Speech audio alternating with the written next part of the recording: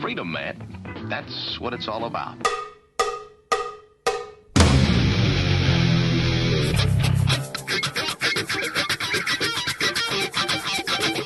You've got to groove on freedom, like the good book says.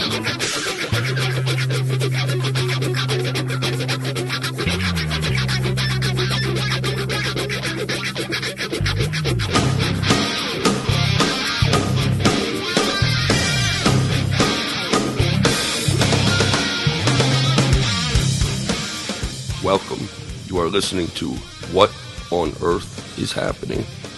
This show will discuss the topics of human consciousness, mind control, natural law, the occult, and all issues that affect the freedom of the people of Earth. What on Earth is Happening will endeavor to shine light upon the darkness of our world and to offer empowering solutions to the problems we face as humanity approaches its critical moment of choice. And now, here is your host, Mark Passio.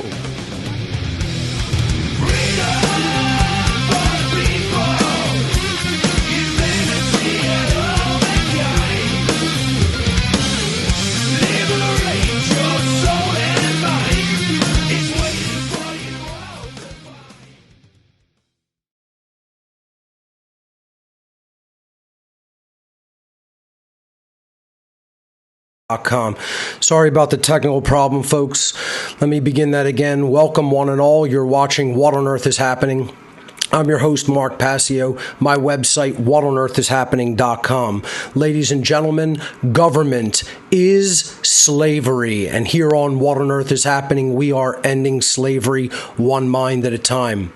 Welcome and thank you for tuning in today. Today is Sunday, March 26th. 2023. This is episode number 269 of What on Earth is Happening.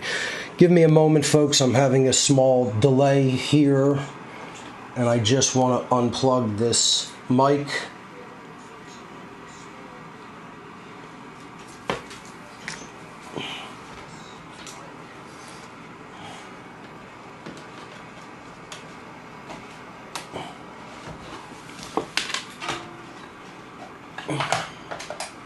I apologize for that. That should solve that issue. All right, we have a great show lined up for you here today. This is my last show in my current residence. Next week will most likely, there will not be a show because I will be finishing my move and organizing things. If I can get in a little bit earlier than I expected and I can set up this computer, maybe I will do a show next week. But for now, I am just alerting people that probably there will be no show next week. We'll be back in 2 weeks, most likely, more likely than not. So today my special guest on What on Earth is Happening is going to be Brandon Martin, coming up in just a few moments after my announcements section. So let's jump over to my laptop and go through some brief announcements. Thank you to Will Keller, as always, for the great podcast artwork. Again, Brandon Martin coming up on the show in just a few minutes. We're on a new 2-hour format for this season of What on Earth is Happening. Perhaps next season we will go back to a 3-hour format with a full crew and multi-camera setup. I've actually spoken to my producer, Mike, and he is ready to go for any time that I need him, actually. So more likely than not, I'll ride out this season in this format, and then next year we'll be back with the full show format at the new location. In a full studio environment. How to become the true media.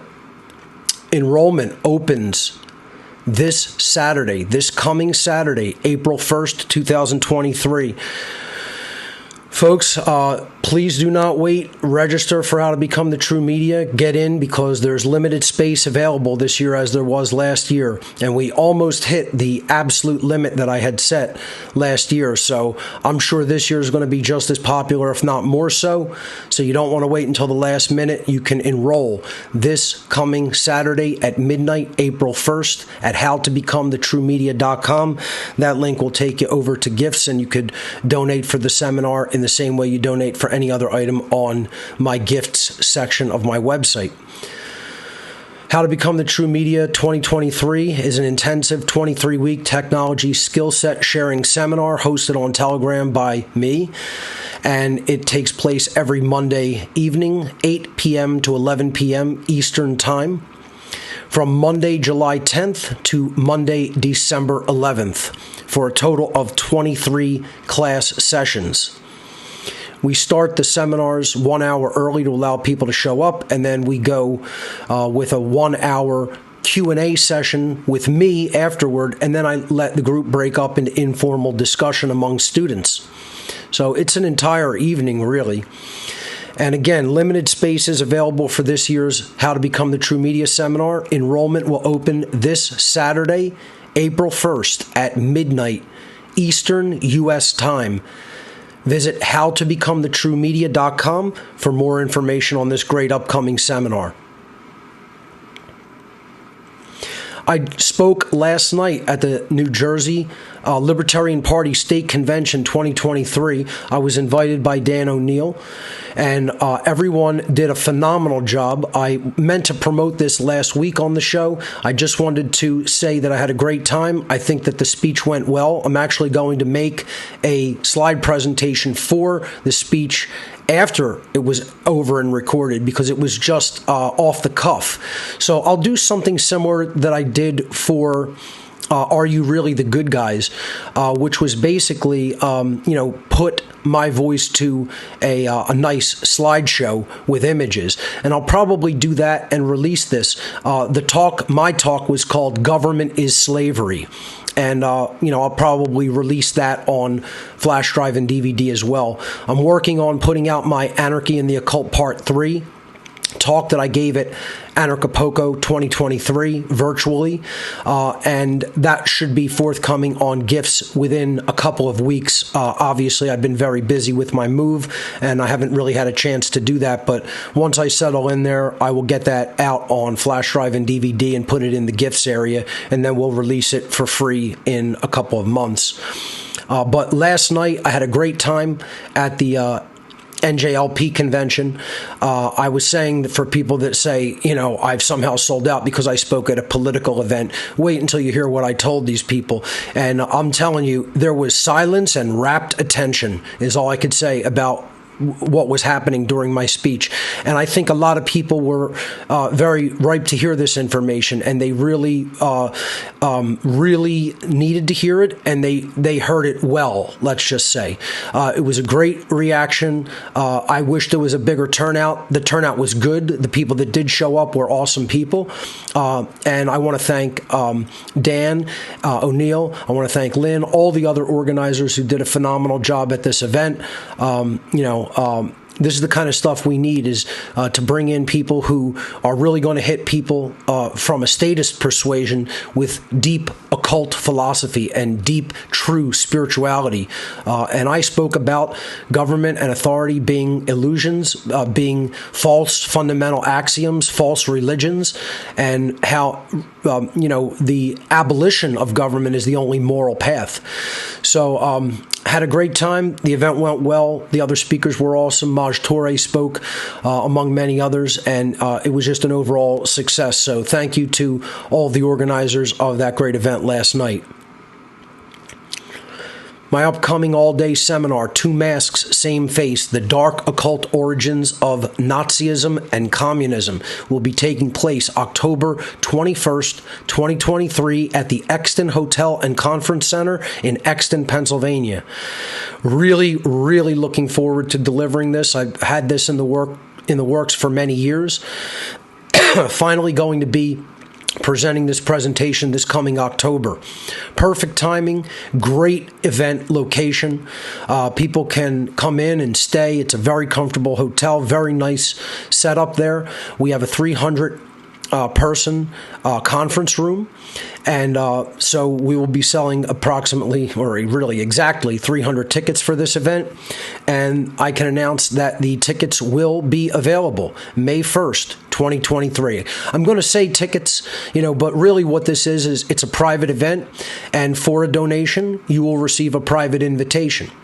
So that's how this event is going to work, and we're going to open up the donations for invitation to attend this in-person all-day seminar May 1st, 2023. So exactly 1 month after enrollment for How to Become the True Media opens, tickets will be available for Two Masks, Same Face, and of course they will be available at whatonearthishappening.com in my gifts section of my website.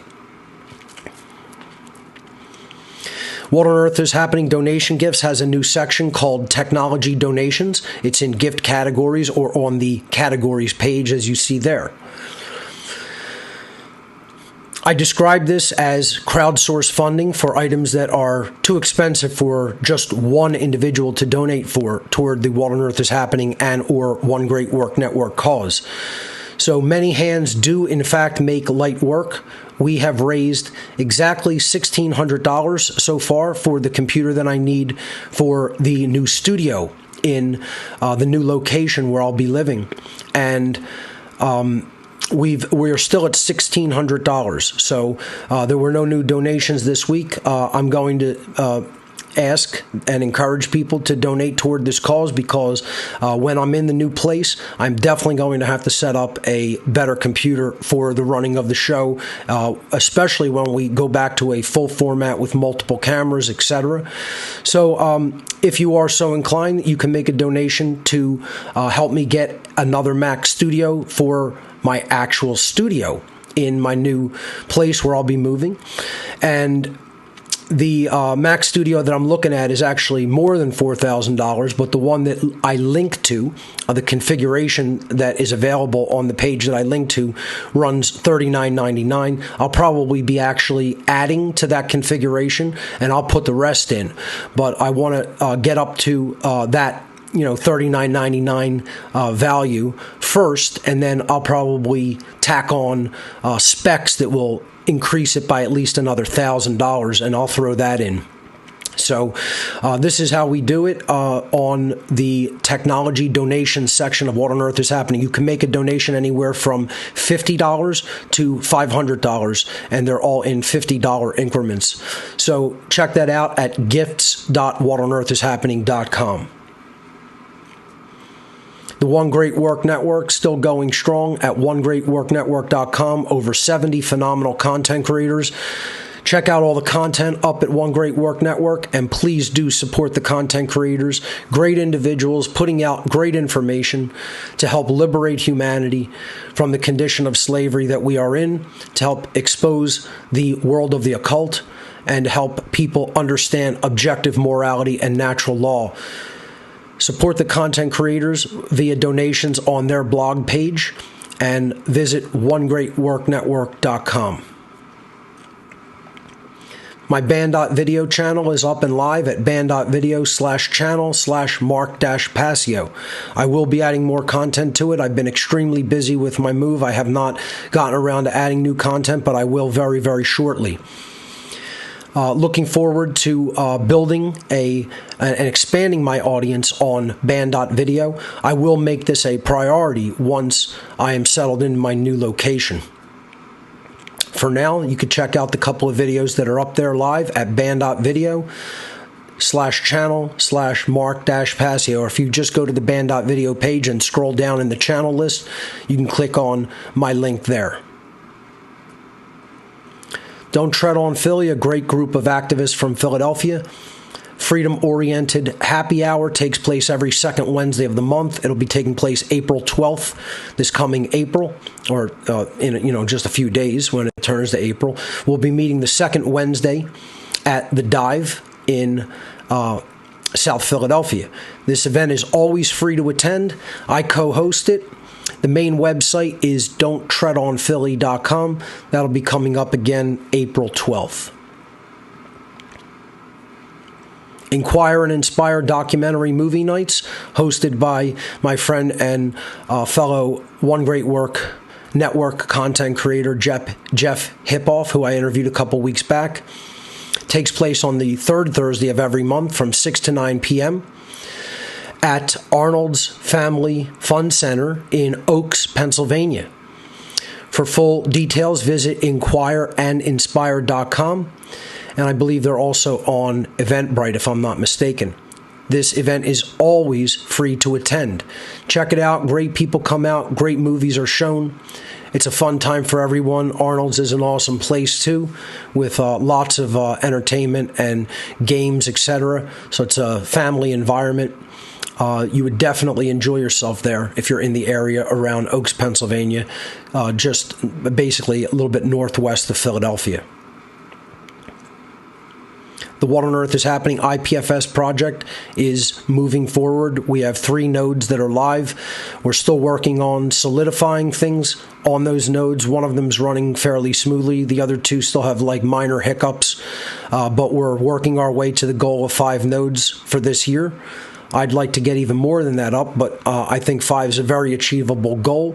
If you have 200 megabits or greater of upstream bandwidth and you want to donate some bandwidth to the IPFS project, you can get all the preliminary requirements for taking part in the IPFS project at whatonearthishappening.com/IPFS.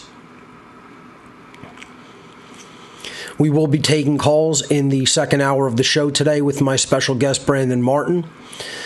You can visit whatonearthishappening.com/call, or if you're already watching on the show page, you could either scan the QR code or click the link to enter our call-in room on the Telegram platform where we take calls for the show each week.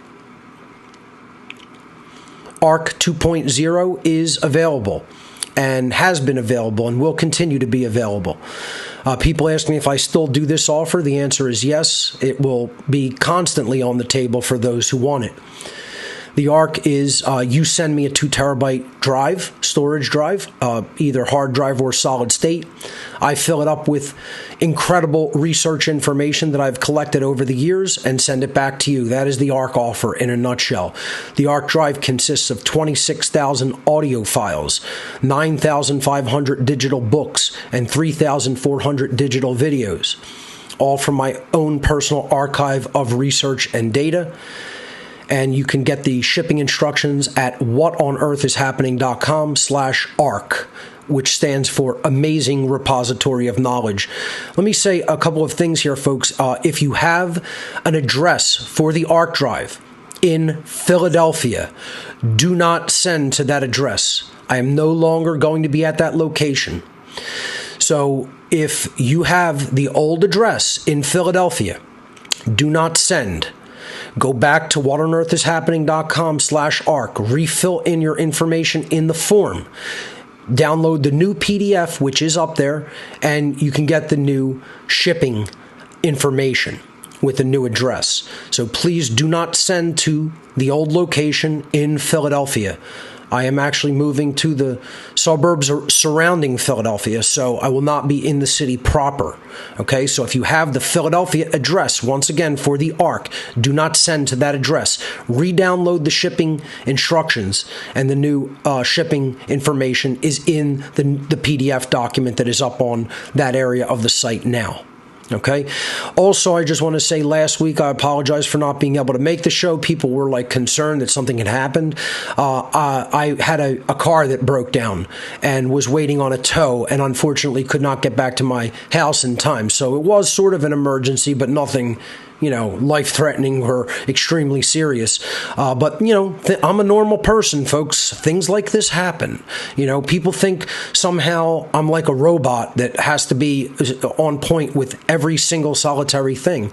Life events occur, problems happen, and sometimes I cannot, do certain things. People have to just understand that, accept it. I know, people were saying, "Wow, the season of sacrifice is beginning today, and Passio's not on air." Well, I have to move around on the planet just like everybody else, and sometimes monkey wrenches get thrown into things. It is what it is, and just wanted to let people know about that. Things have actually worked out and it's all fine, so no problem. If you want to donate for hard copies of my work in the form of flash drives and DVDs or promotional items such as t-shirts, stickers, coasters, what else? Well, tons of items, buttons, keychains. We have a lot of ancillary promotional items up there, and also the One Great Work collection drive, which has all of my information that I've ever done, all the work I've ever put out since I started What on Earth is Happening is on one solid state drive called the One Great Work collection flash drive, or solid state drive, I should say. So that's another item that's very popular on the gifts area. You can visit gifts.whatonearthishappening.com. All of the donations for these items go to support What on Earth is Happening and One Great Work Network. If instead you prefer to make a straight donation, you can visit whatonearthishappening.com/donate. Tons of ways to make donations up there: Cash App, GPay, Wise, a bunch of different cryptocurrencies, all pretty popular ones in general. Check and money order if you prefer the old-fashioned route, and of course our Amazon wish list for technology donations that are not ultra expensive items. There are 2 new technology donation items on that wish list. So that is an avenue that a lot of people prefer to donate through, because you know exactly what you're providing for us here, and it goes directly to that item. So there's no question about what the funds will be used for. So a lot of people prefer that technology wish list donation option. Again, as I said, there's a couple of items on there. Most of the items that we've ever requested have already, been purchased and sent, and I thank everyone wholeheartedly for their generosity in that regard. The tech donations really, really help out here and make things go much more smoothly. Once again, whatonearthishappening.com/donate. So that's all the announcements for now. Let me briefly go back to my logo here and get ready to bring Brandon onto the show. Let me just get set up here, folks. I'll be one moment.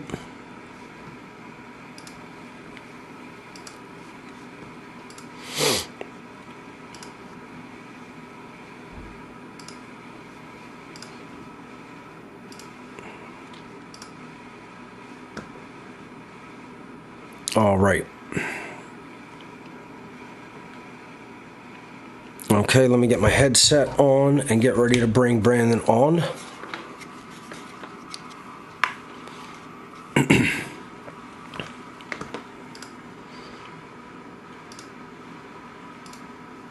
All right, Brandon, you can go ahead and turn your camera on. Let's see if the image is coming through, and you could unmute. All right, you can unmute. And there we go. All right, let's get this onto the main screen here. All right, looking good. Let me get your bio going, and then we'll get started. Ladies and gentlemen, Brandon Martin is an independent researcher, symbolist, alchemist, philosopher, de-occultist, public speaker, founder of the S.E.E.D conference, and co-host of the Cubbyhole podcast with experience in live speaking, graphic design, and event organization. He is an activist for natural law, Freemasonry, and the mystery traditions. And he has the goal of creating an evolutionary shift into a moral society through raising consciousness at the aggregate level. Through his presentation videos, podcasts, and essays, Brandon takes people on an inward journey of self-exploration, examining human consciousness and how it deeply relates to the universal problems which humanity is currently facing as a species. Ladies and gentlemen, my special guest today on What on Earth is Happening, Brandon Martin of SeedTruth.com. Brandon, welcome to the show. Oh, hi, Mark. It's so great to finally be able to be on here and speak with you. I know we've been trying to do this for the past 2 weeks, and there's been some, issues. I was sick for a weekend, and then you had your car breakdown. Yes. So I'm really happy to finally be on here. And, before I've been trying to come on the show for many, many years. But unfortunately, living in a rural area is really hard to get high-speed internet. Right. So it's always been a hassle. I literally had 2.5 megabytes for 7 years. Wow. And, yeah, super, super slow. I fought with my internet company for all that time. They still have not increased the internet speed. Unbelievable. And my neighbors up the road have, they have high-speed internet way faster than that. So it was ridiculous. They're literally the house down the road. So yeah, it's always been a hassle. But I got a new house and I got some fast internet, so I am here. I'm ready to get the show on the road. Excellent. A lot of people don't think about these things, Brandon. They look at us like we're so different than other people. It's like we do the same things that everybody else does. We have to eat, we have to bathe, we have to drive a car, we have to pay our bills. We're doing this in addition to all the other general life things that everybody else has to deal with. That's how the great work really goes. You have to make room for it in your life. You have to make time for it, and you have to just forge ahead and press forward. And, things happen with us. Like we can get sick. When we're cut, we bleed. We get hungry. We get tired. We have to sleep. People tend to put content creators or people who are doing this type of work up on some kind of pedestal and think like we're not human in the ways that other people are human. Like a couple of weeks back, like you said, you were feeling under the weather. Last week, I had a car problem that prevented me getting back to my house in time to start the show.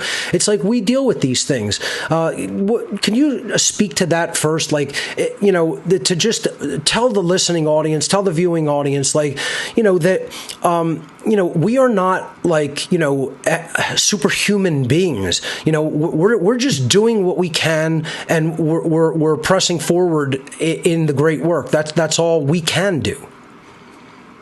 Oh, yeah, absolutely. I think people disassociate from the humanity of speakers, especially when they're viewing them on the internet, right? So they idolize them and they kind of build up this archetypal image in their head where they separate them as an actual being that has an actual life that they have to live and, go through their own turmoils and tribulations and life experiences, obviously. And we're human beings, like you said, and we have issues that come up, and we are doing this work in spite of those issues on the side. Even though we make it the primary thing, we still have to have a roof over our head. We have to have water. We got to have electricity. We have to have good internet, to be able to do this work. And to do that, we have to go out and maintain some form of monetary, money coming That's in. right. Unfortunately, even though that's horrible, but that is the way it is, or we couldn't do any of this work.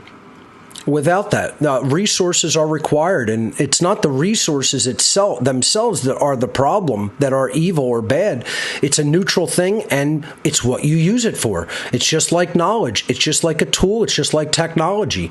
Another thing, synchronicity keeps coming up over and over and over again. Ladies and gentlemen, we did not plan the shirt thing, okay? We just happened to wear... right. Again, this is the third time this season that I have worn a shirt that is similar but not exactly the same as someone else, one of my guests on the show. It's unbelievable the types of synchronicities that happen, and I'm telling you, this was not planned. This is just, we basically have, clothing and that advertises our philosophy and mentality, and so it just happens to synchronize like that. What do you have to say regarding general synchronicity or synchromysticism? I know it's something that you've touched on a little bit in your work. Do you see synchronicity picking up in the modern day and in your life? Oh, I do. Ever since I really came online and became activated, I feel like great forces from the universe have shown me symbolic synchronization through my own daily lives. And I synchronize all the time with people who are on the same wavelength or same frequency, you could say, as to some extent, not absolutely Sure. identical on the identical level. But yeah, absolutely. I've seen a huge increase in the synchronization within my own life. And I did speak upon this in my last presentation at the last funnel conference called Green Language, and how, synchromysticism is really a language from the universe. It's really trying to tell you something, like you are on the right path, and it's trying to enhance your consciousness so that you can really do something better and build something with wisdom in your own life and in society and at the world level. Absolutely. It's really amazing how consciousness is integrated into everything. It is fundamentally everything, and it comes through things in very profound ways like that kind of give us a little wink and a nod that, that underlying consciousness is always there. It's always basically, in our lives and attentive to what we are doing and working through us. So it's amazing how that expresses. Another thing that I wanted to get into before I go into some personal questions is we are now in what is known as the occult season of sacrifice. This is something that I wanted to speak with you about last week. Last week we would have been live March 19th had it not been for my automotive problems, and that is the unofficial opening of the season of sacrifice. Really, it's 322, Skull and Bones Day, that begins it in earnest. And there's a 3-day prelude, like a countdown, sort of, a 3-day prelude, March 19th, 20th, and 21st, because the equinox happens in that time period. And then the season of sacrifice starts 322, right after the equinox, the spring equinox. So the 40-day period between 322 and May 1st, 5/1, is what is known as the occult season of sacrifice. And I know you've done a lot of research into this in your work. What do you have to say to the viewing audience regarding what the season of sacrifice actually is? Why do you think the dark occultists participate in this type of ritualistic behavior? And, what do you think maybe we might expect during the season of sacrifice this year, if anything? And just before you go into that, I wanted to say that I think we've already seen an event that was at the very beginning, the opening salvo, if you will, in this year's season of sacrifice. There was a school shooting on 322. I believe it was in the Pacific Northwest, Oregon State, if I'm not mistaken. It might have been. It's somewhere in there, but it was all over the news that day and then kind of went away very quickly right thereafter. So I think that was the actual opening of the season of sacrifice, and it always happens that way with either a shooting, a bombing, some type of false flag event, etc. So I'll go back to the question. If you want to explain to people what this season is, why you think the dark occultists engage in it, and then what we might expect in this year's season of sacrifice, if anything. Absolutely. Yeah, the season of sacrifice definitely is something that is extremely important for each individual to really understand, because it really goes back to ancient nature cults, specifically the solar, the lunar, and the stellar cults of the world. And this is related to ancient, like, totemic rituals of blood sacrifice that has been coming down to us through religious ideas throughout tens of thousands of years that we've been experiencing these things. So it's really profound when you start to see the synchronization or the correspondence between these dark occultists who are using the ancient fertility rituals to actually, symbolically, traumatize the population and actually create mass murders and mass shootings in the world to get their agenda done. So I think it's multi-leveled, obviously. It's extremely multi-leveled. Sometimes you have lower, rituals that are taking place, which is just like a minor sacrifice. Maybe one person dies or something like this. And that's not to devalue the individual's life. I just mean by quantity, obviously.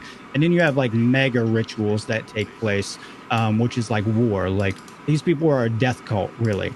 Honestly, that's what they really are. It's just a big death cult. And this is what they do. They want to infect our consciousness with these things, and they want to siphon the energy off of these rituals that they're doing during the spring equinox specifically. That's really when it's the hot time for bloodletting sacrifices. And we see this all over the place. Actually, today, if I believe I may be correct, this is when the suicide of the Heaven's Gate cult actually took place. And you see suicide rituals that take place around this too.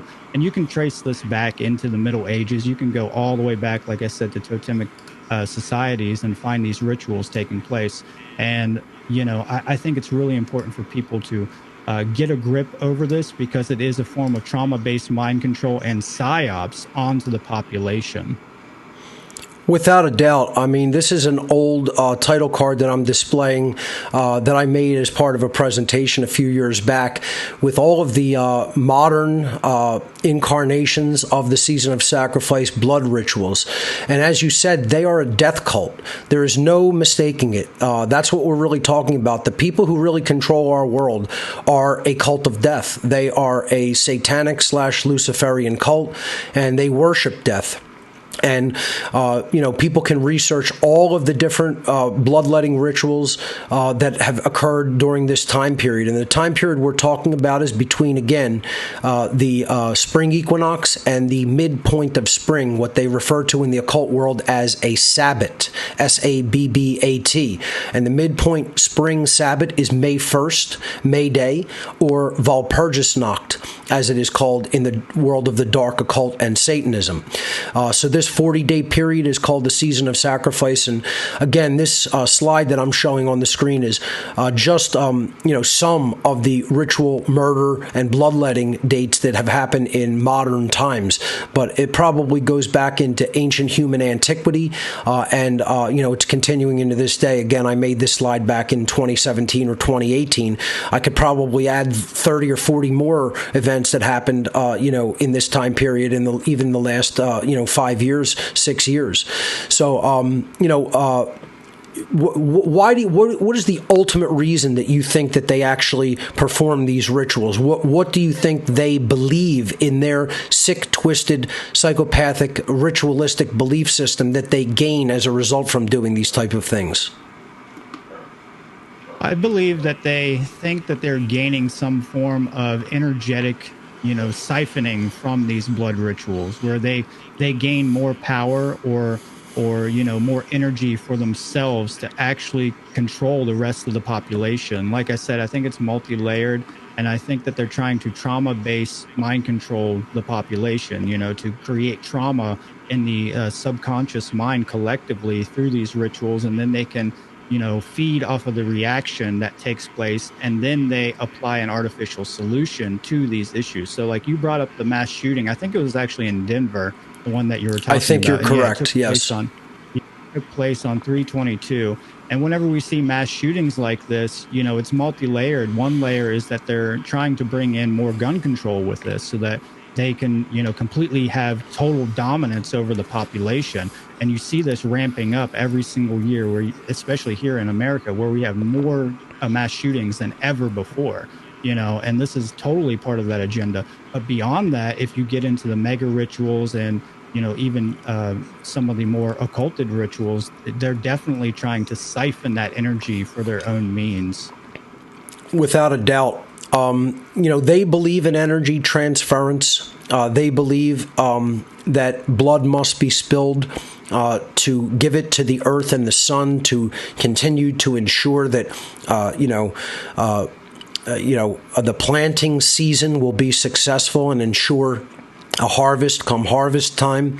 These come out of very twisted ancient belief systems, again, as you said earlier, that stem out of the ancient solar, lunar, and stellar cults of the ancient world. If anything, what do you think we could expect to see out of this year's season of sacrifice? Your potential projections / predictions? I would definitely keep an eye out for mass shootings. That's definitely a big one that's going on right now. But I mean, if we take a look at the geopolitical, type of arena, we may be looking at more war types of sacrificial rituals that take place as well. I'd keep an eye on Russia and what's going on over there. We saw a lot of this take place in the Middle East with a lot of sacrificial rituals taking place at the same time. So I would definitely look at the bigger geopolitical events that are taking place in the world. So I would say there's going to be more soldiers that are killed. There's probably going to be innocent people, just innocent bystanders that are killed in other countries that will influence more tension between countries. But it's really just part of that agenda. Absolutely. So, folks, please be vigilant, be on the lookout, because any potential false flag events, this is the time period that they generally try to pull that stuff off.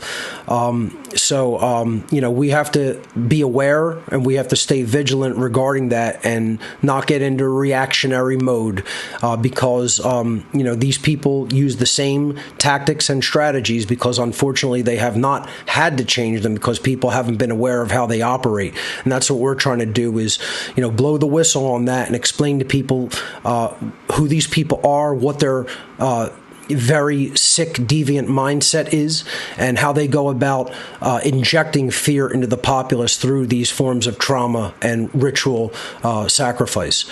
So thank you for your take on that, Brandon. What I would like to get into next is, can you tell the viewing audience a bit about your own background, your quote-unquote awakening process, if there was anything like that, or if you've basically always been heading down this type of a spiritual path, and also how you delved into the world of the occult, because it's one of your specialities, as it is mine, to expose the occult world, its symbols, its rituals, etc. And that's what your presentations really deeply highlight, and I think you've done an absolutely brilliant job of exposing. So could you speak to your background and your whole way that you became interested in general, and do your work in the world of exposing occultism? Absolutely. I have a very interesting background. My father was a rebellious individual, so he definitely saw the iniquities and inequities going on in the world, and he was, in a way, just kind of a mini-me Satanist in many aspects, but he definitely espoused libertarian and anarchistic philosophies. So, for example, he made me read 1984, A Brave New World, Animal Farm, Hobbit, before I was 12. So that was required readings for myself. So my awakening process was much different than most people's. And I was homeschooled as well. And I'm very autodidactic. And that's because of the homeschooling. I was taught, how to think rather than what to think through many different methods, such as problem-solving methodologies like the trivium. I didn't know it was called the trivium at that time, but that's what I was being taught. It was really interesting, my background, because my father was an interesting individual who just rebelled against all forms of authority besides his own. And so he raised me with libertarian and anarchistic philosophies, and he built kind of a compound in Southern Ohio called Skatopia, which he had kind of an anarchistic, community being spawned up around it. So I come from the underground punk and skateboard communities, so I really got a view of like the punk community personally, good gnosis in that community. So I got to travel all over the world when I was young, been to multiple countries. I was multiculturally influenced as I was growing up. So, I was definitely not indoctrinated in the same ways that most people were, considering I was kept out of most of public school. I did attend some public schooling in my formative years, but once I got to my teens, it was homeschooling. He gave me the option, hey, do you want to go to homeschool or do you want to go back to public school? And I chose homeschooling. So that really benefited me with my awakening process. So I had a lot of prerequisite knowledge already programmed into me from his philosophy and his rebellious nature. And from that, I was having trouble kind of piecing all the little bits together to build a tapestry. And I'd say it was around 2010 to 11 when I started to truly be able to synthesize all of these pieces of all this data that was dormant in my subconscious. And I just came online like a phoenix is really what happened. And then I found your work after that through the influence of my uncle, Douglas Martin. And from there, I saw a lot of things that were very similar in what you were teaching and what I had learned, because you were talking about the occult. And, my dad had books like Manly P. Hall, The Secret Teachings of All Ages. He had read me the Satanic Bible and the Satanic Witch when I was very young, so I read those as I grew up. I had read, the Communist Manifesto. I had read Karl Marx. I had read a lot of anarchistic literature growing up. And, so I was already on the way to that, but it doesn't mean that I didn't have my own tribulations to go through with deprogramming my subconscious, because we're affected symbolically and through trauma-based mind control through society all the time. So I had my own turmoils to go through, obviously, and my own path to overcome, to become spiritually awakened. So just because I was kept out of it to a certain extent doesn't mean that I didn't have any of those programs, because it was still there. So I had to go through a deep-seated stage of depression for a long time before I really came out of it, because I was very agnostic and slightly apathetic towards everything, even though I knew all this knowledge. And like I said, when I came to your work, kind of kicked me in the ass, and I was like, oh man, this is it. This is what I've been waiting for. And everything that you were putting together kind of synthesized it all in my mind. And I was like, this is all, I had heard all this stuff before, and it just put it together. And I was like, this is what it is. This is what we have to do. And from there, I went to the Free Your Mind Conference 3 in Philadelphia in 2015, I believe it was. And I got influenced by that. And then I started the S.E.E.D conference out of my own compound, out of my own pocket, and kind of kicked my uncle in the ass to get him moving. And, Nathan Kapp, who's the main host of the Cubbyhole podcast that I co-host with, got him involved with it. And then it just started to snowball from there. And I think that's something I will point out, is like, a lot of people fear getting involved with this because they don't think they have enough knowledge. And really, you just have to start doing something, just like whether it's a musical instrument or you're trying to paint something, you just have to pick up the instrument and start doing it. And I learned a lot more by doing presentations in that process than I did by just waiting until I was ready to do those presentations. So when I actually committed to doing the presentations, I did a lot more study. It was a project. There was a goal. There was something there that had a purpose and meaning. And I had a timeline for it, a deadline, and it put pressure on me to actually elevate and do the actual research that's required. That's right. A lot of people don't understand that, but that's a perfect explanation of how it really works. When you have a goal and when you are pushing yourself to put something out, you are driven to learn more yourself. This is how doing presentations will often help the presenter. It sharpens the skills and the knowledge of the presenter, not just giving that information to the people that you're presenting to. Let me ask you this, because this is something I've been asking all of my guests on this season of What on Earth is Happening. What was the learning the actual technological tools like for you? Because this is something that I think a lot of people who are on the fence about speaking out have a lot of trepidation and fear related to. And this is why I host the How to Become the True Media seminars, because I want people to get over those fears. I want them to be comfortable with the tool set that is used for media creation. What was your learning curve like when you delved into technology and realized that technology is going to be a big part of doing this type of work? That's a really good question. I was hoping that you would bring that up. It was interesting because the people that I was around as I was growing up, they were all involved in some type of technology, whether that was photography or videography or things like this, because in the skate community and punk community and music community, there's always some kind of project that you're trying to do. And usually there's people trying to document those projects. So my dad's girlfriend at one time was a photographer, so I was introduced into photography very early on.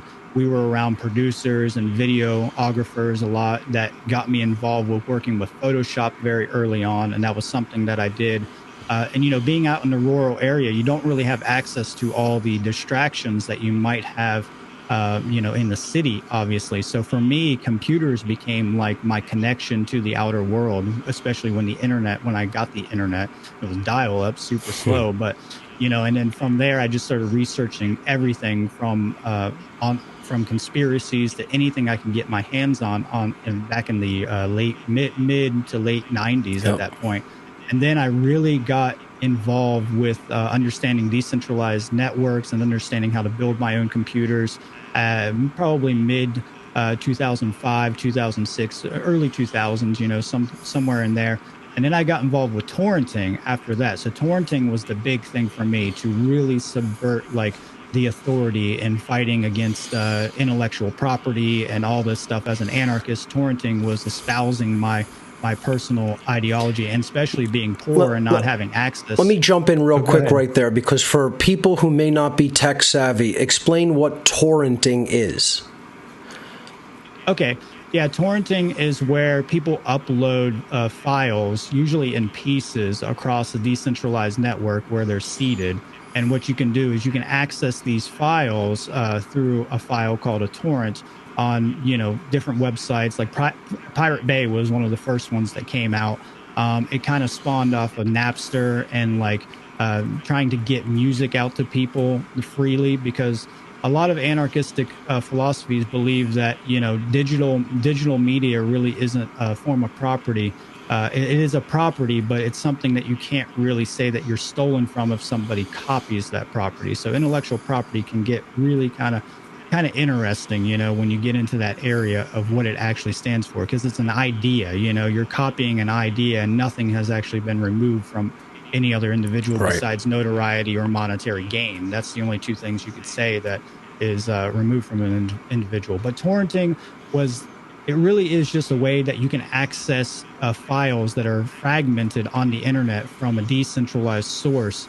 And what you do is you just access the file and you download it through some form of app, and then it locates these seeds all through the internet and brings it all together and builds that file for you on your system, on your hard drive.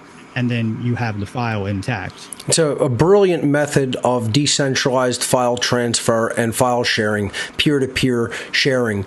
It's something that I think people should explore, learn about, really understand, and utilize, because it's probably the way that I brought into my own computers and into my own life and knowledge base.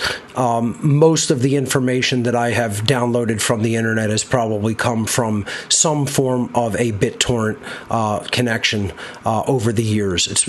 I would say it probably accounts for over 75 to 80% of the information that I've ever downloaded.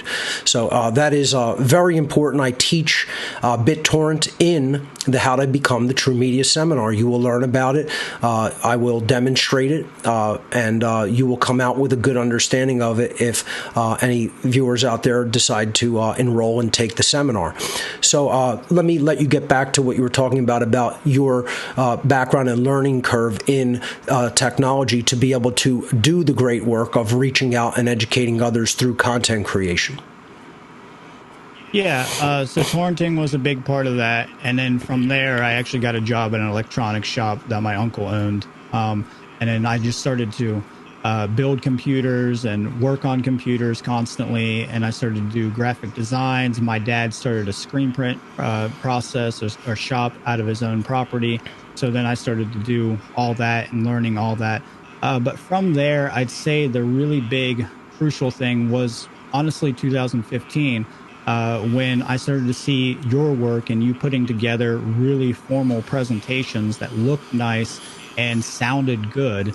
And I was like, this is what I need to focus on, because I have all these skills. So I had skills in audio production because I deal with music a lot. I had skills in graphic designs because I've been doing graphic art since I was young. And I had the tech skills with understanding the hardware, so it was really simple for me to get that stuff. Even though I was poor, I could just scrounge and build stuff, really cheaply. And that's pretty much what I did. I mean, I ran off of a super low grade computer for so long until recently, and I still got the work done. And then I just torrented all my files that I needed for that, obviously, until I could, do other means for that. But I'd say that's really how it came about. And then I took your media course, which was so influential, and it really helped me to understand a lot of other things that I didn't quite get a grip on, because I did it all myself. I didn't really have any classes that I took. I just looked online and found the information for the problems that I was having whenever I was having those problems, unless I could diagnose that problem and solve that problem myself, obviously. But so I took your How to Become the True Media course, and I'd say it wasn't until, the later classes for me that I really started to get something out of it, because I was already pretty advanced in it. Right. But I watched everything and I took it all in, because even the basic stuff was, it's good to go over that stuff again. And even in those earlier episodes and earlier classes, I was, still learning something from that, especially from Mac, because I'm a PC guy, even though I did start on Mac, but I'm a PC guy. So I learned a lot about Mac from that. So I would recommend that anybody who's really trying to learn how to use this tech, definitely take that course. It's well worth it. You're definitely going to gain everything that you need from it, and you'll be able to utilize it not just with the great work, but in your own life for all kinds of other applications. That's right. It applies everywhere, especially toward the great work. But people can use this to, get resources for themselves, get job security, etc., to bring in the resources they need to do educational outreach. So, tell people a little bit about how you got started with the S.E.E.D conference, because this has been, pun intended, a seminal event. And this is something that has really reached so many people and educated so many. And it's one of what I would consider, the best conferences that is out there in the world today. So how did you get started with deciding that you were going to become a conference organizer?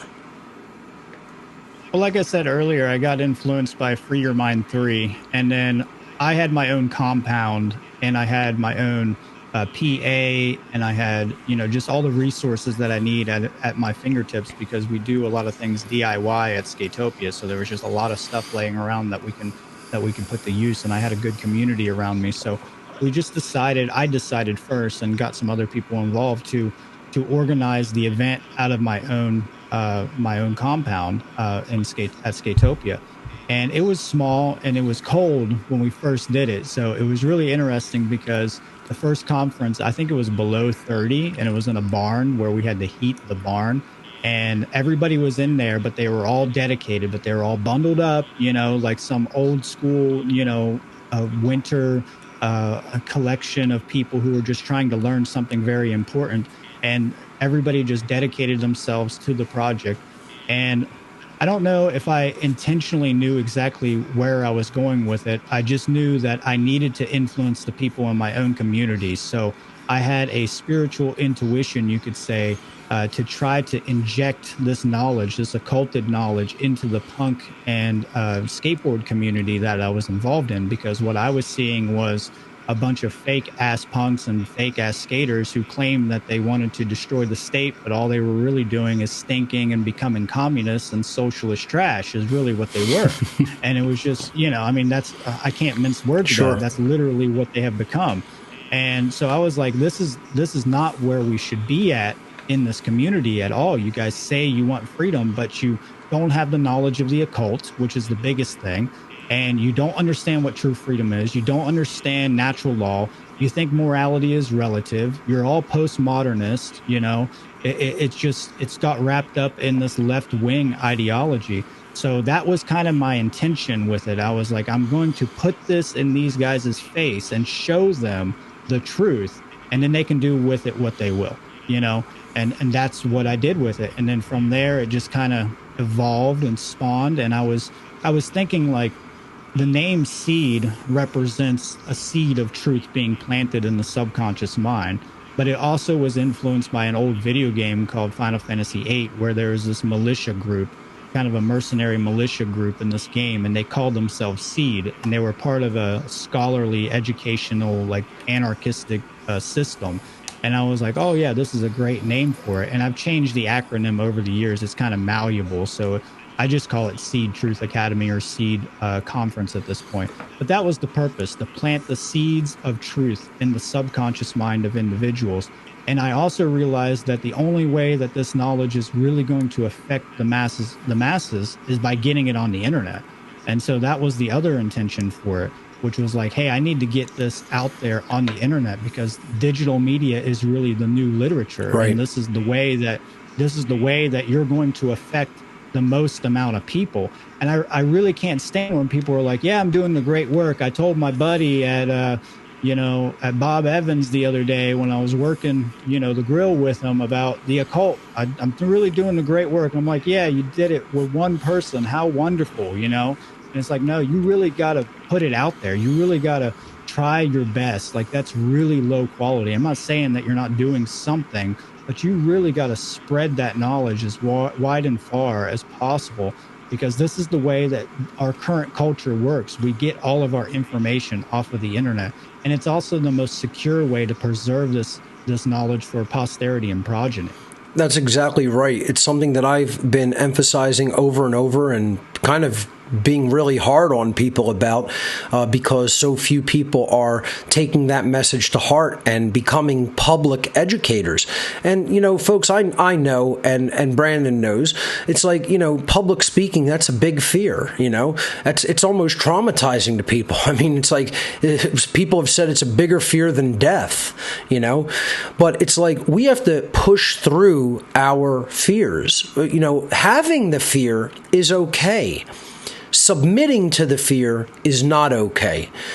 Courage is not the absence of fear. Courage is pushing through and doing the right thing in spite of fear's presence. Right? No one is telling you can't ever be afraid of anything. Everyone has some fears, but if you let that immobilize you and not take action, that's when it becomes a real problem. And that's when it holds back your own spiritual evolutionary development, when you're not doing the things that we are all here to do, and you're not doing the right things because you're letting the fear conquer you and hold you back. So I think that's a great point that you brought up there, Brandon, is people have to, put this information out far and wide. It's not just about saying it to your family or friends. It's about formalizing it and immortalizing it, as I have said. That's my little catchphrase that I've coined regarding what we need to do with information. So your work on the One Great Work Network has just been an exemplar of that. It's been, just some of the top-notch content on the network. So I want to thank you for all of that work that you've put forward for people's consideration on the One Great Work Network and through your website and your conference. Next, where I would like to go is you are very strong and have a lot of knowledge and are big into putting information out regarding true Freemasonry. I'd like you to get into that and talk about what you see Freemasonry as, what is its potential, how you got into that as an occult tradition, etc. Could you speak to that? Yes, absolutely. It's definitely one of the main topics that I talk about. I like to call modern lodge masonry dark masonry, because obviously the lodge systems have been corrupted, perverted, and just infiltrated all around the world. But if you look into the true history of what I would consider to be Freemasonry, it goes back to these ancient nature cults of totemic societies. And if you look and compare the rites and rituals of the lodge system or dark masonry to like something that would literally wouldn't have a name back in totemic societies, you'll see the correspondence and how they've adapted these into their tradition. So I would consider Freemasonry really to be deriving all its rites and rituals from Egyptian sciences. And these Egyptian sciences, you can look at them as some of them being the teaching of morality, some of them being under the banner of the Greek idea of Hermeticism, where the Greeks have taken that Egyptian science of the 7 natural law principles and adapted it into Hermetic philosophies. So I think Freemasonry itself is very profound and a very important way of preserving that knowledge for posterity and progeny through symbolic expressions. And it's really interesting when you get into the wars that go on between Freemasonry. So you can see like the religious institutions have a lot of issues with Freemasonry throughout history. They've tried to demonize it, marginalize it, attack it over and over and over unless it could be co-opted. And I'm literally talking about the ancient nature cults up to the lodge tradition. And we can see this in Germany when they tried to come down in World War I and II on the Freemasonic lodges at that time period. So it's really interesting when you see these kind of battle dynamics taking place. And I think people take things and run with them. They demonize symbols and they demonize the mystery schools. And what that does is it pushes them into one of the power centrals of the world, which is the Catholic Church. You know, it pushes them into Rome pretty much. And this is a big issue because as soon as you start to marginalize the mystery schools, whether that's Freemasonry or Kabbalah, you know, or anything else, right? The tarot, alchemy, anything like this, Hermeticism. As soon as you start doing that, you're cutting yourself off from the knowledge that you need to actually combat the elites, and they want you to do that. So you're doing the work for them by doing this, by saying, okay, it's all Freemasonry. So a lot of people think like they have this false notion that the world is ran by like one group of people from one secret society. Like it's all the Freemasons, it's all the Jesuits, it's all the Zionists, or, you know, it's always one of these things when it's actually ran by a gigantic plethora of different organizations and different societies and all kinds of races and ethnical backgrounds and people from all over the world. And sorry about my dog. She barks at a lot of people. That's quite all right. Yeah, I have 3 huskies. Awesome. But yeah, it's just so wild when people do that because they're actually, like I said, they're actually attacking the systems that they need, at least the knowledge that they need to actually combat the mind control that they're under. That's right. It's a unidimensional. It's a very unidimensional mindset that a lot of these people have. Through religion, they have been conditioned so much and so perfectly, really, to see the world of the occult knowledge as something that should just be shunned and pushed to the side and ignored and looked at as just evil.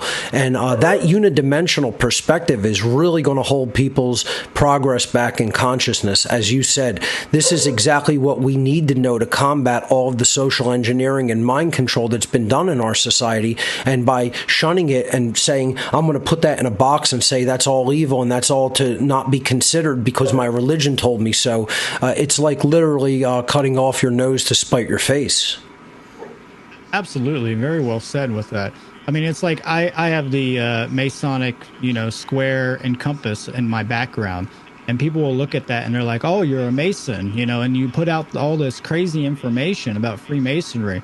You must be part of the agenda then, So they have no ability to do true investigative process. And that's kind of a big issue when it comes to like how we're trying to justify using self-defense against people, right? So if you can just take one symbol, if you wear a symbol on your chest and say, okay, that person must be affiliated with the elite because he's wearing an all-seeing eye. Immediately, you already know that they've been gotten. They're had. Right. Their mind is broken.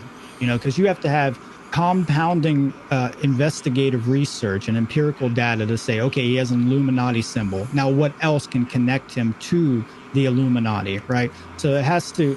You can't just run with it. It's like someone wearing a swastika. And the dangers of this is it leads to what we know as cancel culture, right? So cancel culture is actually what has pretty much eliminated all of the occult sciences that we're trying to put back together in the current world, So it's because of cancel culture that the libraries were burned, that the temples are destroyed, and this type of mindset actually is counterproductive to actually bringing about true change and true freedom holistically for the species. That's right. I mean, just recently when I went on InfoWars the last time that I did, I was wearing this Mjolnir hammer, and people in comments sections were saying like, he's wearing an inverted cross, he's still a Satanist. It's like just blatantly showing their ignorance that you don't know that the Mjolnir hammer in the Norse tradition is a symbol of morality and is a symbol of uprightness and right action. I mean, the ignorance in our society is really astounding, and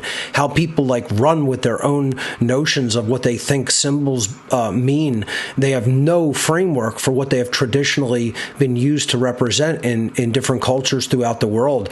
I think you're exactly correct. What we really need is symbol literacy, and we need an occult revival, which is what we're trying to foment. We need a better understanding of occult symbolism and philosophy if we're going to get out of this mess that we're in as a species. Absolutely. I said that in my Fake Ass Punks presentation, that we need kind of an occult revelation of sort, that we need to, have an intuitive idea about the occult. Because a lot of the natural laws you can only intuit, right? Some of them, it has to be done through the intuition combined with the intellect, but mainly you're bringing that information in through the intuition. And that is where a lot of left brain eggheads get stuck at, because they don't have the concept of intuition, right? And the world doesn't have correlative thinking. Our correlative thinking, our brain hemispheres have been pretty much cleaved down the middle, and we have been put into an internal schism. And that's one of the biggest issues that I see going on, is that we do not have balanced brain hemispheres of the masculine and feminine sides of our consciousness, and our left brain and right brain of our cerebral. So that's a big issue when it comes to correlative thinking, because if you have that divide within yourself, then you're always going to see things from that perspective, and you're going to demonize things. You're going to be easily controlled by the masses. So symbolic literacy is something that I try to teach to people all the time. I think that's a really, really fundamental thing for awakening, is becoming symbolically literate. And it's also, if you get into the deep psychology of it, if you study Jungian psychology or any other great psychologist, you're going to find that these are archetypal forms that are universally inherent in our consciousness. And that's why they're so prevalent. And it's not just because the dark occult is using them. The dark occult didn't really create these symbols. They've taken these symbols and perverted them and inverted them and started to use them against us. So the symbols are just the representations of the ideas. They're frequencies in form. They're a form of cymatics in a way. And what cymatics is the science of frequency governing form or matter. And so that's really what this is. Their ideas being constructed and formulated. So it's information. That's why that word is information, right? At ion. So that's a little wordplay there. So I think it's a really big issue when people come to me and they're like, oh, symbols can just mean whatever you want them to mean.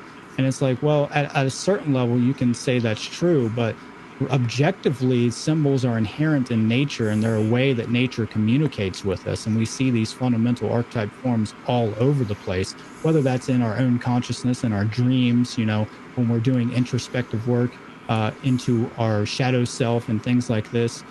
So I think people demonize. It's easy for them to demonize the facsimile or the proxy of the idea, rather than actually dealing with it. And this is what we see with, the political agendas that are going on in cancel culture, with censoring words and censoring symbols and all that stuff. They're trying to fight the effect rather than getting to the causality. That's right. And that's why they destroy statues and temples and all this stuff, and it's never going to change. That's never actually going to make a change.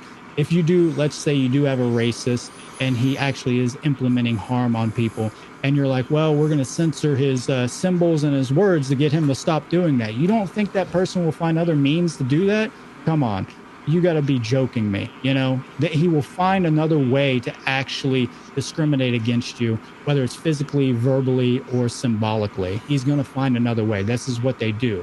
And this is what humans are, they have ingenuity, they'll find another way. That's the thing about this. I find that absolutely true and pertinent in our society today, what you're saying regarding what cancel culture does with words and symbols. It's a very dangerous, potential, viral, false, axiomatic belief system that is a very dangerous path to tread down. And, I unfortunately see it in the alleged freedom-desiring community, with the demonizing of symbols. How many people have said, oh, I don't like the all-seeing eye symbol on, the One Great Work Network or on What on Earth is Happening. It's like, well, have you heard my extended explanation of what it actually represents symbolically throughout all time? Have you heard my breakdown of the reverse of the Great Seal of the United States symbol that's on the back of the dollar bill and what it really means? and people just have these snap judgments, and they're not using their intuition because of their left brain imbalance. They're not really looking at it from a holistic perspective, both mentally, psychologically, and spiritually. And it's like that's what keeping an open mind really enables. It enables you to stop seeing things from a unidimensional perspective and see it from a much more multidimensional, multi-tiered perspective, where symbols can definitely mean different things depending on how they are used. And they take on a whole different vibratory energy and a whole different frequency depending on the intent that is behind them and the way that they're being used to influence consciousness.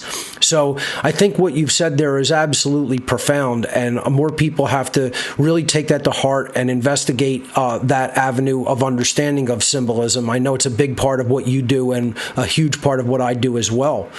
Let me ask you this regarding Freemasonry and symbolism. Who are some of the authors that you would say that people should look into that particular occult tradition and check their books out on the symbolism, rites, practices, origins, etc. of the Freemasonic tradition? Who are some of your favorite authors in that regard? Yeah, it's interesting. You had also asked me earlier, which I'll answer the earlier question. You asked me how I got into Freemasonry, yes. And it was through listening to your podcast, Michael Tessarion's work, and Jordan Maxwell's work is really what, kicked me off into starting to study the mystery schools themselves in totality. But I'd say the authors that I would recommend, if you really want to get to the roots of Freemasonry, I would definitely recommend Albert Churchward. I think he's one of the most profound authors on the origins of Freemasonic tradition, and he really brings a plethora of great knowledge to that. He was documenting a lot of things in his medical journals when he was in Africa studying Egyptology and the Egyptian sciences there. And his books are just really profound. But, there's so many great ones. Let's see here. What are some of the other guys that I listen to? Or I can't really think of any right now for some reason. I love Churchward's book on the origins of Freemasonry as connected with the origins of humanity, something to that effect. I was actually just recommending that book last night to a friend, and that is one of the most profound breakdowns of where Freemasonry came from, again, from these ancient totemic cults of the stellar, lunar, and solar cults.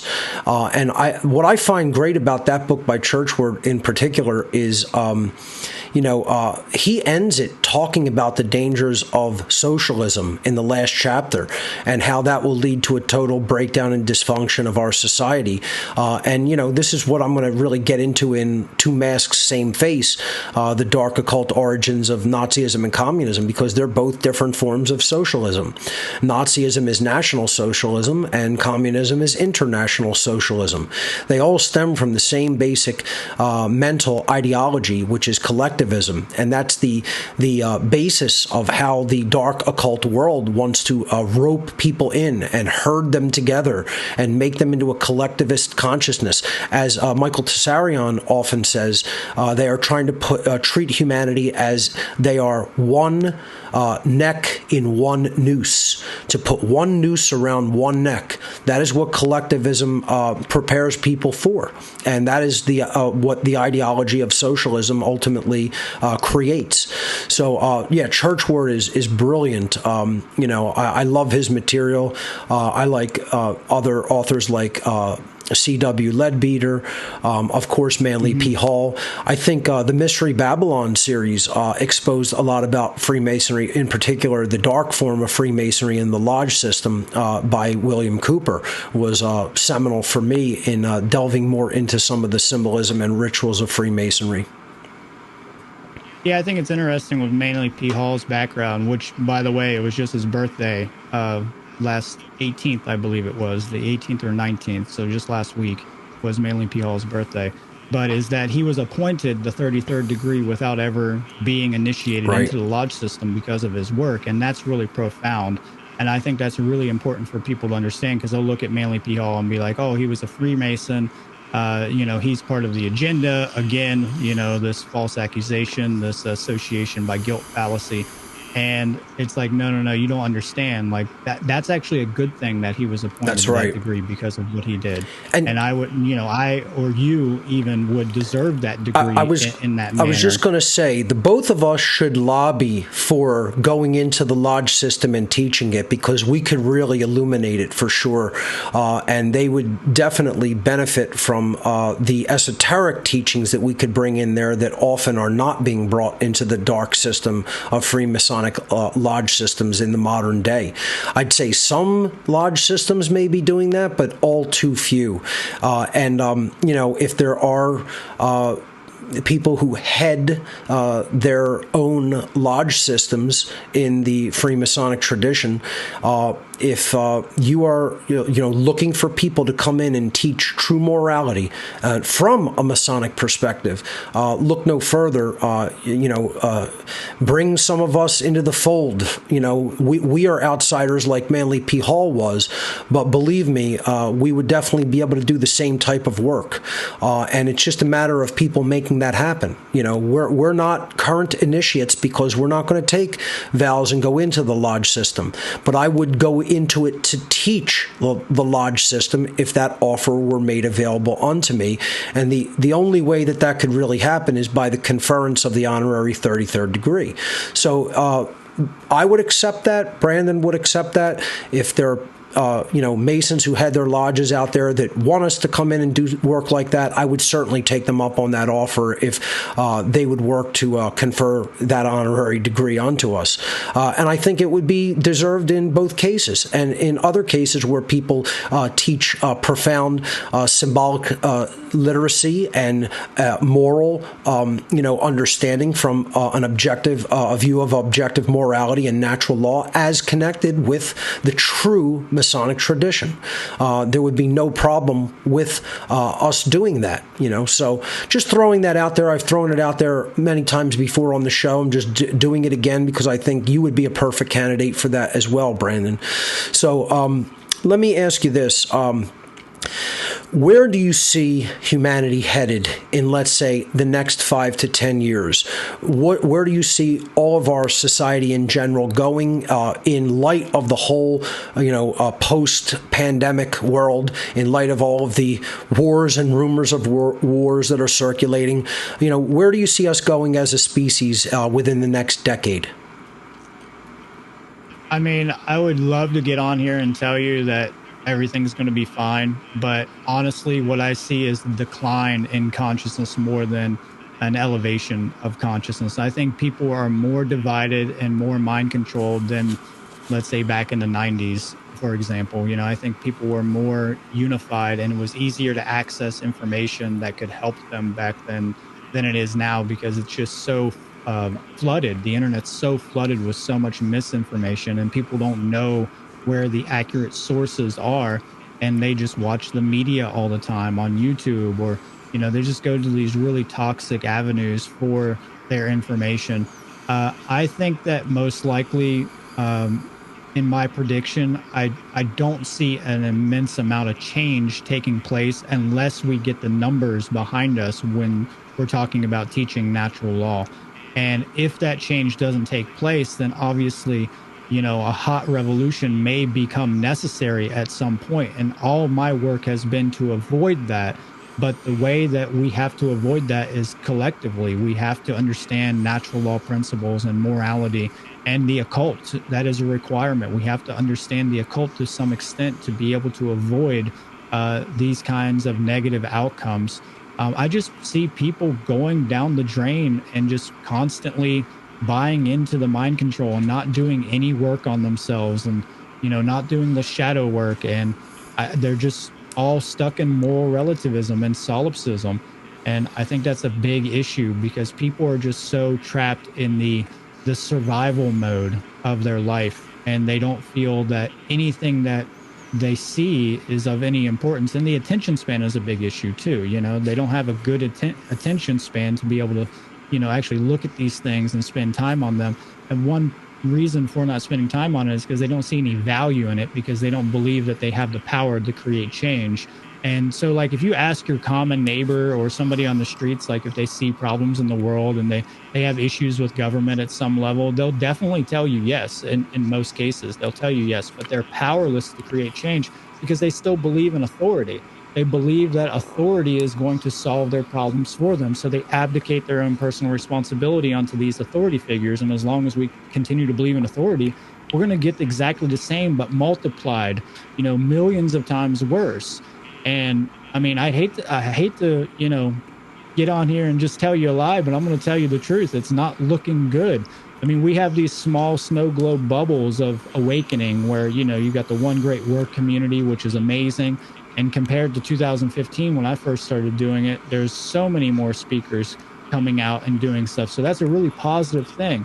But I would expect it to be more infectious into the people's mind, like a brush fire. I would expect these ideas to be spreading at a rapid rate across the world. And I just don't see that.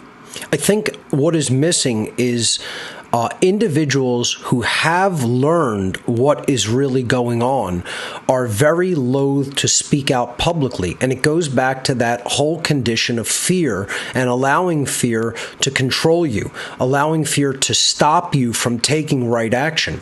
What do you think that we could possibly do to inspire more people to speak out publicly? Because obviously that's really the answer and the solution. I think it depends on why they have that fear, because a lot of people don't speak out publicly because they fear they don't have the knowledge. Some people fear that they may be ridiculed or shamed for it. They fear that they're going to lose friends or families or be able to do social activities. And some of it's just a conglomeration of all of it, all of it thrown together. So it's a multitude of things. But the way that I influence people is by asking them where they feel their skills are really at, so if you have music, if you have musical skills, why don't you put it into your music? If you have artistic skills, put it in your art.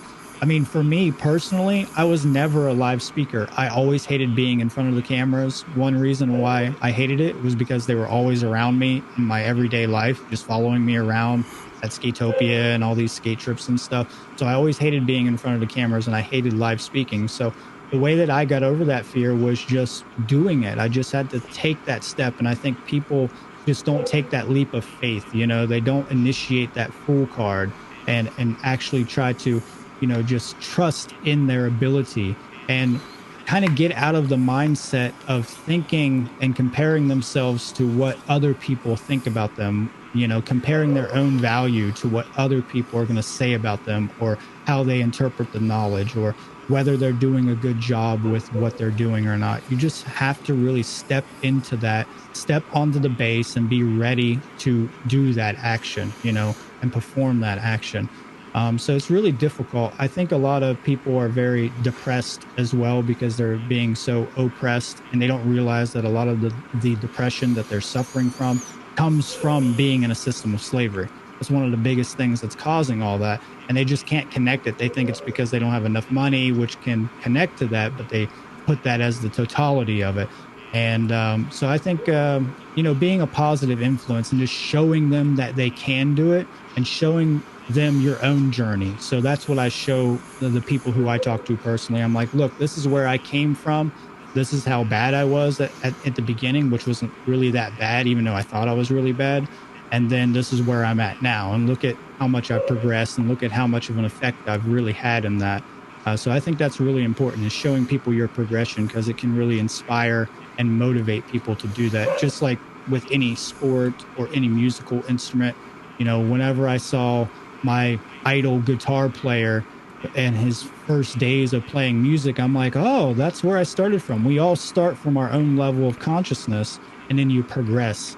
And if you don't start, then you're not going to go anywhere. Right. You're not going to progress. I think that's a profound answer. I think that's exactly true. I think showing people through example is one of the most powerful ways to do it. I tried to show people other people's example by bringing other content creators forward, highlighting their work, showing people, hey, it's not just me doing this. These guys are doing this too. You guys could do it as well, And as you said, it's about starting. People think, oh, well, I'm depressed. I have to wait until I'm out of this negative feeling to initiate something. It's the exact other way around, and it's proven. It's actually scientifically proven. When you just begin action, you'll actually feel better. This is like why people who aren't going to work out or go to the gym and they're feeling really bad, and they don't have good endorphins, endogenous morphins moving through them, then they're feeling bad. But once they start the actual action, the kinetic real world action, then the energy system of the body starts flowing and you feel better. It will actually elevate your spirits. It will actually elevate your mood when you do the work. Work is one of the main ways that people will step beyond themselves and help to improve themselves and feel better, and not just feel better about themselves, but feel better in general because they're actually doing the right thing. So I think that's an actual perfect answer to that question, and it wraps it up very perfectly. The last thing that I want to get into is what projects do you have on the horizon? Where is your work headed? And if you want to interject any other topics before we maybe go to calls in the last half hour, feel free to go right ahead. Tell people about what you're doing these days and what's coming in the future. Absolutely. I'd like to add one more thing to our last statement, which is service to others is the work, and it really helps people to get out of that state of depression. I know that when I was in depression, one technique of therapy that I used was starting to care about doing things for other people, and I think that really helps. And this kind of work is doing the work for other people, and that's part of the requirements for the mystery schools as well, is that if one is suffering, we all are suffering. That's so right. We have to understand the connectivity between all of us, and if you don't know that, then you won't pass. In consciousness. I'm not talking about from authority. I'm talking about in consciousness. You're not going to pass the next level that you need to go to. But as far as my next work, I have 2 presentations in the work currently. I will be speaking at Funnel 3. Let me pull that up here, which is taking place June 25th and 26th, I believe. 24th and 25th of June. Which is called the Trivium, and that's done. That was organized by Will and a bunch of other people around that, which are just doing a phenomenal job. I saw this conference come out after my conference, and it really, kind of lit a fire under my ass to continue my conference, because for a minute I was like, I might want to take a hiatus from it. And I was like, oh man, these guys are doing some good stuff, and they were inspired by my conference at a certain level. And I was like, this is really awesome. So now we're working together and feeding off each other. And I'll be speaking at that conference. I have a presentation called The Spirit of Freedom. And let me get the subtitle here. Unleashing the Source and Strength of Freedom Through Natural Law.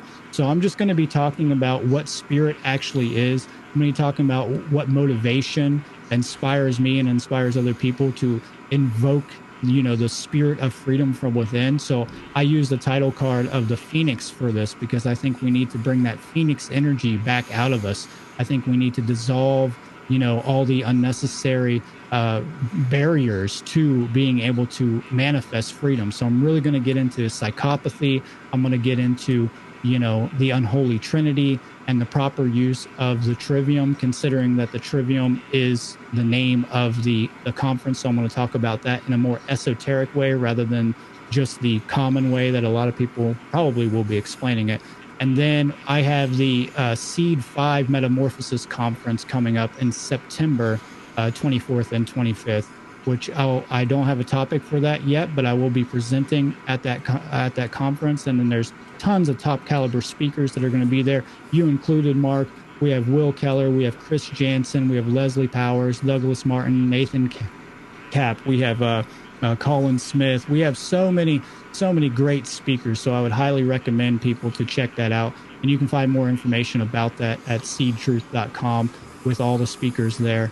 And all their bios and links to their work. Excellent. I think at the next S.E.E.D conference, my own presentation is going to be on the true 7 deadly sins, which is something that I've wanted to formalize in a presentation for a while. So I think that's where I'm going to go with my presentation as part of that event. Excellent. So Seed Truth is the main website that you could find Brandon Martin's work at. Brandon, what do you think? You want to go to the phones and take some calls? Yeah, that sounds good. Awesome. All right, let's see. Give me a moment here. All right. Let's see who's holding on the line. Let's hear from Johanna. Johanna, you are live on What on Earth is Happening with my special guest, Brandon Martin of SEEDtruth.com. Welcome. So to all callers, please be ready to unmute yourself with the large blue microphone icon at the bottom of your call window. When I call on you, I will unmute you from the server end, and then you must additionally unmute yourself. So let's see if Johanna can unmute. All right, I will come back to you. Let's hear from Gene. Gene, you are live on What on Earth is Happening. Welcome.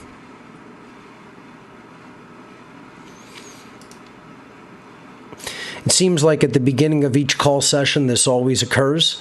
So please be ready to unmute, ladies and gentlemen, waiting in the call room. All right, so Gene, I'll come back to you. Let's hear from Robert. Robert, you are live on What on Earth is Happening with my special guest, Brandon Martin. Hi, listeners, Brandon and Mark. Thank you for getting into the call. Absolutely. I just listened to this show, and my addition would be that I think maybe there would have been some agile methods to join in for those people who are not fully prepared but have enough knowledge to get started with little projects. Sure. Brandon, your take on that. People who may not feel like they're 100% fully prepared to do like a large project, is it good advice that they just start very small? Yeah, I think that's really good advice. I started doing memes. I started to actually adapt a lot of Mark's work and a lot of other researchers' work and kind of emulate that and kind of learning from the peers out there and putting it into graphic designs, So memes was a big thing. So I got creative with memes. So those are small projects you can do. I'm also a musician, so I would put it in my music, just writing different songs, poetry, things like this. So yeah, you can definitely build up momentum by starting small. You don't need to just jump in all at once and do a 400 slide presentation. I actually learned from the first SEED conference where I had probably like 12 hours of slides put together, and I was like, oh yeah, I can get through this in 3 hours, no problem. And it was like, there's no way I could get through all those slides.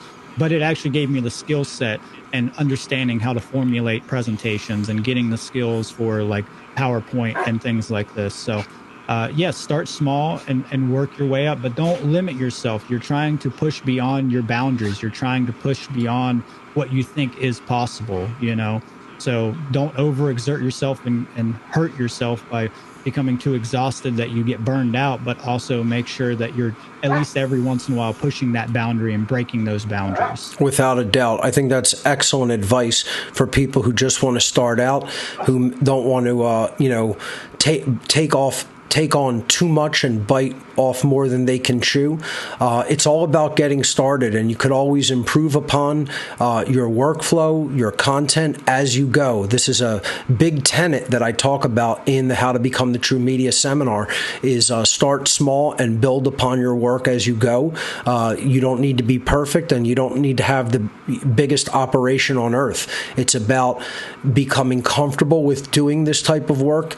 It's about putting information out there and helping to raise awareness of truth and help people to understand things that they may not have understood before. And you could do that even in a small way. It makes a big impact, and it helps a lot in the overall scheme of things. So I think that's great advice.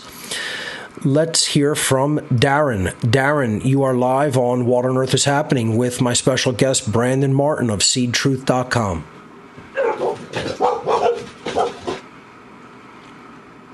Darren, go ahead and unmute yourself. with the large microphone icon at the bottom of the call window. There you go. Hi, Mark. How are you? I'm all right. Thanks for taking my call. Sure. I really appreciate the work that you do. And previously, I used to have these hang-ups about technology. I was kind of a Luddite. Mm-hmm. It was mostly because I couldn't afford it. Mm-hmm. So instead of feeling bad, I was like, oh, that's just crap. So now that I'm doing better, and financially I have the means, I'm learning the technologies, and I really want to start creating some content before next year, and I'm in the position to do so now. But my question to you guys is, how much of your personal story, like your background in Satanism, Mark, do you include? And I ask this because I was kind of growing up kind of dogged and harassed, for being the free thinker, and so I do have some kind of traumatic hang-ups about, let's say, being othered, being ostracized. Mm-hmm. How do you cope with that when breaking into content creation? That's a really excellent question, actually, and I'll take this one first, Brandon, if you don't mind, and then I'll pass this over to you. Now, what I will say is, when I first decided that I was going to speak publicly about what I knew, in all of these areas of knowledge, I had to make a decision as to whether I was going to tell people about my personal background at all, or whether I was just going to keep that private. And after mulling that thought over for a while, I said there is no way I could keep this information private about what I was personally involved with. That's a huge part. My background is a huge part of the What on Earth is Happening story. And if I did not make that public, I would have to consider myself sort of a hypocrite, because I'm trying to advocate to tell people the truth about what's going on. And if I'm leaving out a big portion of the truth about my background just because I'm worried about what people will think of that, then that's not the right way to go about it. So I decided I'm going to be honest with people about my background and tell them that I was into Satanism.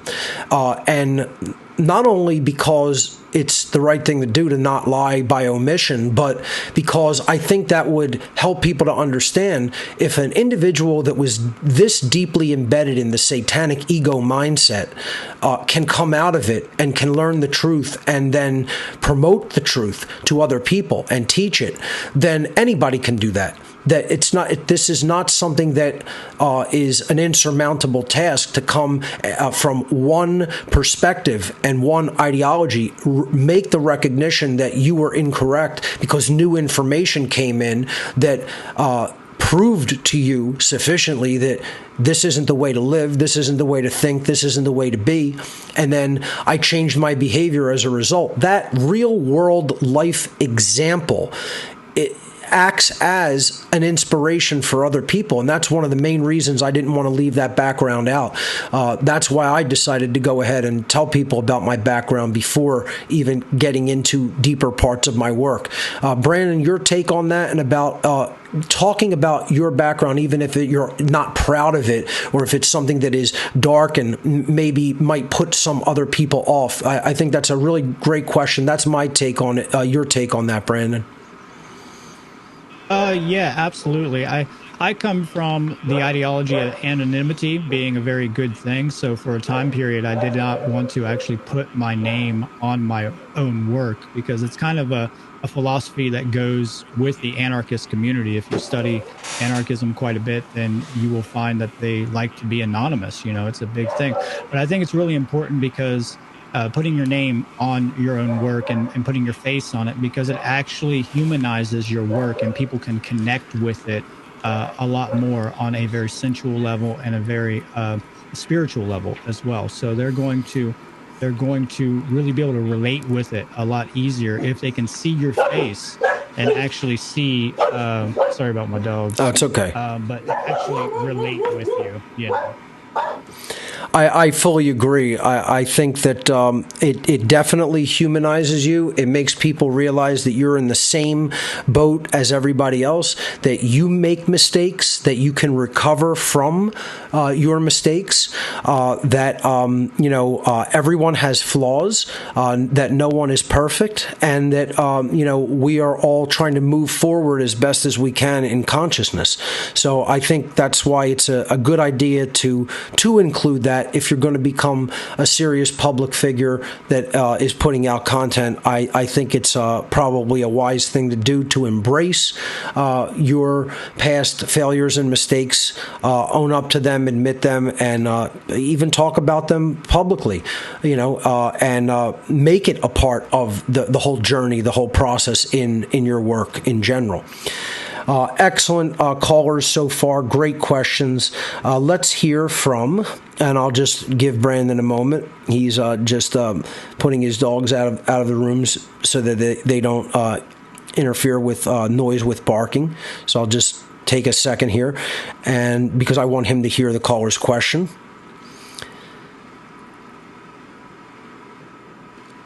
All right, Brandon, we're going to go to another caller. Let's hear from Christopher. Christopher, you are live on What on Earth is Happening with my special guest, Brandon Martin. Go right ahead.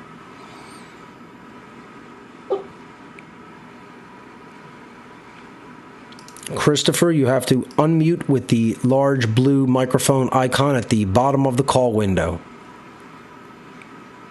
There you go. Can you hear me? Yes, we can. Don't know how I knew that you were going to call on me just now. I wasn't hooked up. You were talking about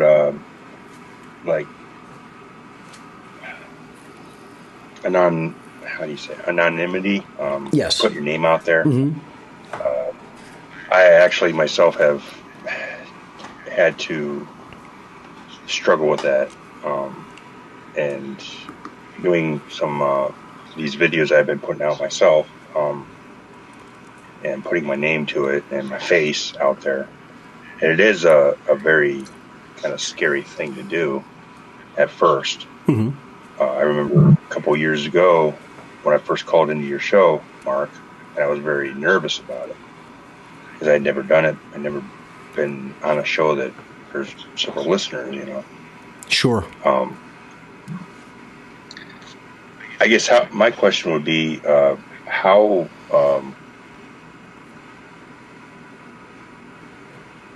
aside from just doing it, just do it, just get it done. What would be the advice to someone who's just starting out to keep going? Yeah, that's a great question. Brandon, when people begin, often they get a little bit despondent about not getting traction immediately. Your advice to people like that who are just starting out and, may become a little bit, depressed or upset because, they're not getting the viewership that they want, or they feel like enough people aren't listening. Your advice to them about persistence and how they can inspire themselves to keep going. Great question, Christopher. Yes, I think that's an amazing question. Can you take this, because my dog is being really loud? No, we're okay. We're hearing you pretty well. Oh, okay. As long as she's not interfering, because she's really loud in my room. I think that a lot of people have an expectation of what they should get. They want instant gratification from the viewership or the likes that they're getting, right? Because this is the kind of social media world that we are living in right now.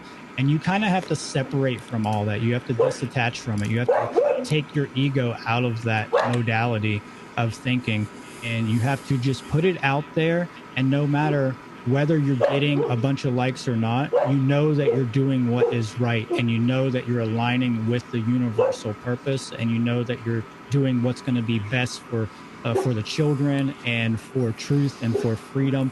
And even if you can only reach one person, it's worth it. It's absolutely worth it if you only reach that one person. And you never know who that individual may be as well. That's why I say it doesn't matter. I'm going to keep going. I'm going to stay persistent and keep moving forward, because you never know who you may influence and what their influence may be with others as well. Who knows if you wake up a very famous person who has an audience of millions and millions of people, or even tens of millions, what kind of influence you might have.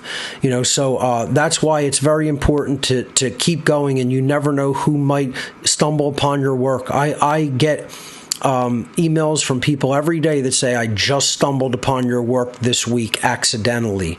It happens all the time, and you never know who that individual is going to be. So that's great advice, Brandon, for people to just keep doing it, because it's the right thing to do. Number one, first and foremost, you're serving the truth. Even before you're serving others, service to truth has to ultimately come first. And, we can't necessarily see around certain corners and know where this work is going to take us or other people. So that's why it's just important to, put your nose to the grindstone and keep at it. Great questions so far. Let's hear from George. George, you are live on What on Earth is Happening with Brandon Martin. Welcome.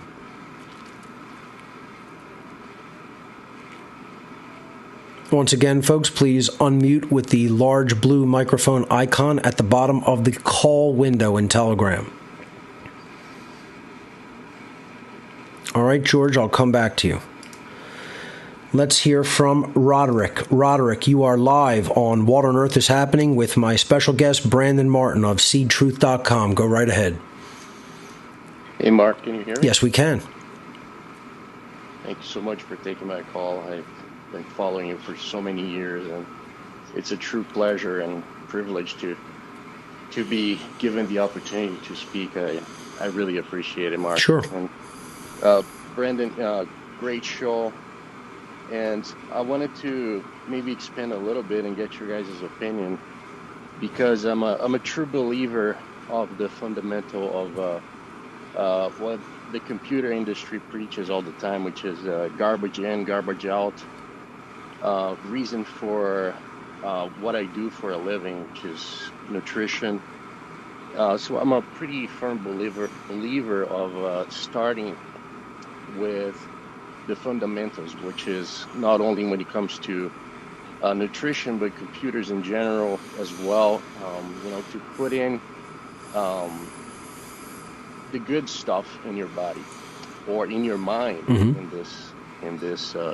So I just wanted to ask you, Brandon, perhaps to expand a little bit about that, on the importance of influencing others around you, and also starting with ingesting, whether it's mentally or in the form of food, to putting good stuff in your system.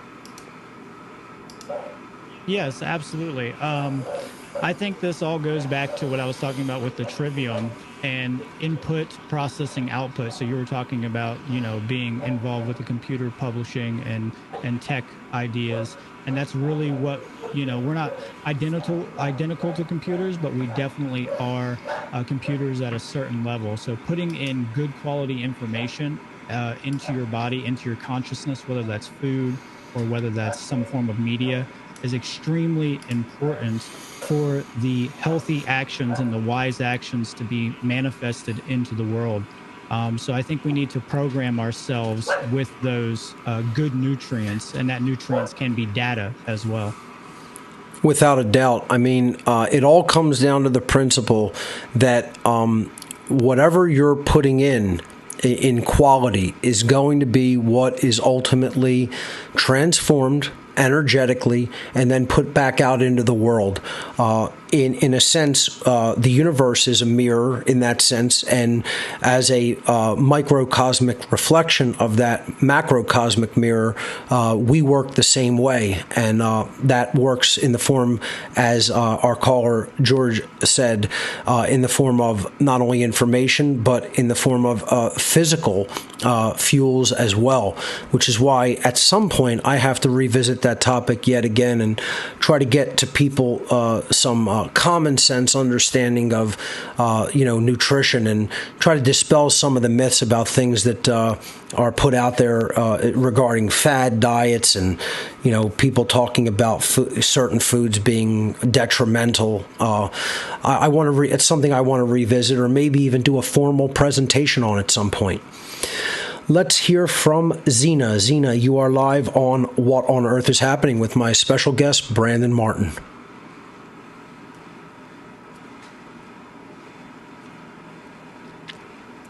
Okay, there you go.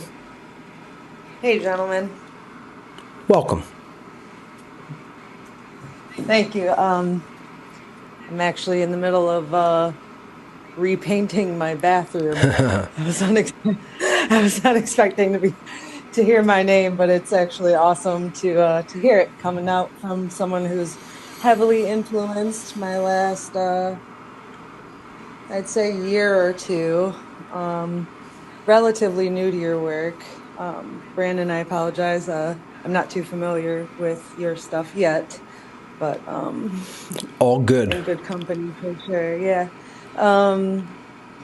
And I actually have written down some things when listening to you talk in the past. I would have to agree that it would take a certain level of suffering to help with more people pulling the wool over their eyes. That certainly was the case for me. And however, that being the case is, it gives me a good feeling. It makes me more optimistic, knowing that someone like me and anyone around me, perhaps that I can help influence, is also on their way.